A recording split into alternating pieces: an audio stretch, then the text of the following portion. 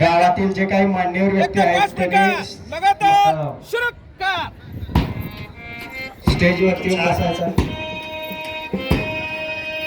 बालगोपाळ यांच्या मार्फत खूप सुरेख असं हे लहान मुलांचं दृश्य या जवाहर नगरीमध्ये, या अणदूर नगरीमध्ये इथे दिसून येत आहे.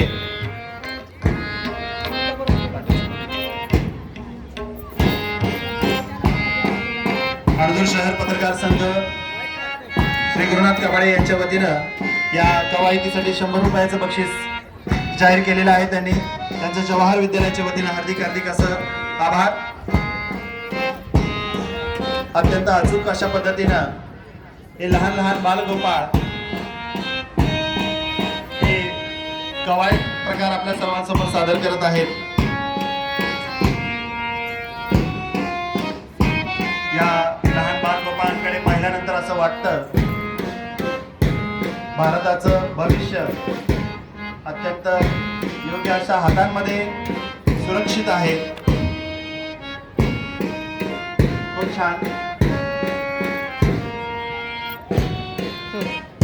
जवाहर विद्यालयानं तयार राहायचं याच्यानंतर. अणदूर शहर पत्रकार संघ यांच्याकडून गुरुनाथ कबाडे यांच्याकडून 100 रुपयाचं पारितोषिक आलेलं आहे. विद्यालयाच्या वतीने त्यांचा आभारी आहे.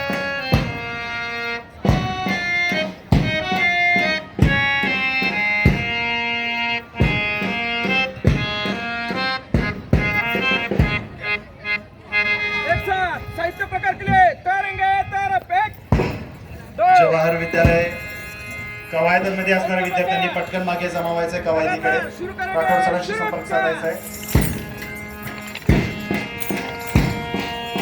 डबेल्स कवायत, निशाणी झेंडा कवायत, रिंग कवायत, घुंगरू काठी कवायत, विविध साहित्यासहित हे जिल्हा परिषद केंद्रीय मुलांची व मुलींची शाळा एकत्रित पद्धतीने हे कवायत सादर करत आहेत.